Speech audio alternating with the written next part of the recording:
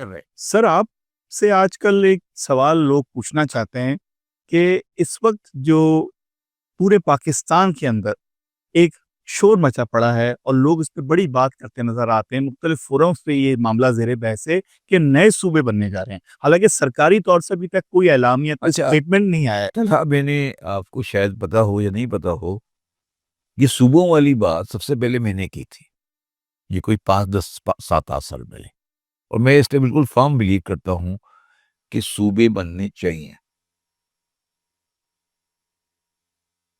अच्छा, मुझे मेरे एक दोस्त हैं, आरिफ सिद्दीकी साहब, वो अमेरिका में रहते हैं। उन्होंने मुझे बड़ी इंटरेस्टिंग बात बताई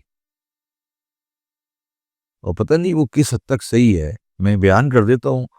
आप कभी किसी बड़े लॉयर को बुलाकर उस पे आप उनसे बात करिएगा। उन्होंने कहा कि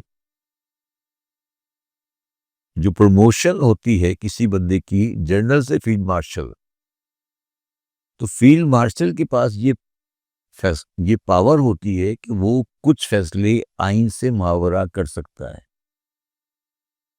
तो ये पावर यूनिकैमरल बनाकर ये सूबे बनाने जा कि कोई रास्ता निकलेगा इस आइन के अंदर रहते हुए, फील्ड मार्शल की बुनियाद पर। ये उन्होंने मुझसे बड़ी अजीब बात की, मुझे पूरी बात समझ नहीं आई। वो ये कह रहे हैं कि यूनिकैमरल और बाइकैमरल सिस्टम होता है और आपका आइन जो है वो एक रिस्ट्रिक्शन डालता है और ये जो फील्ड मार्शल की प्रमोशन हुई है इसकी वन ऑफ द रीजन ये भी है कि सूबे बनने हैं और असेंबलियां वो उसे पास नहीं करेंगी। तो ये जो फील्ड मार्शल के पास ये पावर होती है कि वो अपनी स्टेट के बारे में ज्योग्राफिकल फैसले कर सकता है, कोई ऐसी चीज है। और इसीलिए जो इंडस वाटर ट्रीटी हुई थी वो साइन की थी Ayub Khan as a field marshal. मगर वो सर सदर पाकिस्तान भी थे। नहीं, वो सदर पाकिस्तान थे, मगर फील्ड मार्शल की पोजीशन रियासती मामलात में कुछ थोड़ी मुख्तलिफ होती है। तो आइन में इसकी कोई नहीं, आइन में नहीं है ये शायद। मैं पता नहीं किस बता रहा था, ये कोई मुझे वो बता रहे थे कोई ट्रीटी का दुनिया का कोई लीगल सिस्टम है कैमरल का कि जो जो आपकी जो असेंबली होती है या आपकी जो लेजिस्लेशन होती है उसके पास क्या पावर होती है और सदर क्या होता है, इसकी पूरी एक साइंस है। उस साइंस में एक यूनिक चीज फील्ड मार्शल भी है और उस यूनिक चीज के पास कुछ पावर पावर होती है। जो कि वो एक्सरसाइज़ कर सकता है। हाँ, मैं ये समझता हूँ।